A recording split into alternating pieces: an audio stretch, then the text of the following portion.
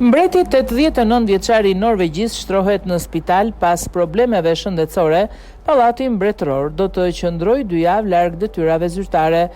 Mbreti Harald i Norvegjis është shtruar në spital të hënën pas një ekzaminimi mjekësor, njoftoi pallati mbretëror. Monarku 89 vjeçar janë dhënë 2 javë leje mjekësore për shkak të problemeve shëndetësore. Harald, monarku me shërbimin më të gjatë në Europë, vuan nga anemia hemolitike, një sëmundje e gjakut që shkakton shkatërimin e parakohshëm të qelizave të kuqe të gjakut. Gjendja mund të shkaktojë lodhje, zbehje dhe vështirësi në frymarrje. Sipas pallatit, mbreti ka marrë trajtim me kortizon gjatë javëve të fundit për të luftuar sëmundjen. Trajtimi ka shkaktuar mbajtje të lëngjeve në trup, çka ka bërë të nevojshëm shtrimin e tij në spital.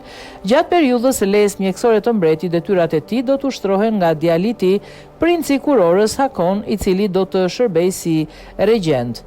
Harald u ngjit në fron në vitin 1991 dhe prej vitesh ka përballur probleme të ndryshme shëndetësore. Për shkak të tyre atij është vendosur një stimulues kardiak dhe ka kufizuar disa prej angazhimeve të tij zyrtare.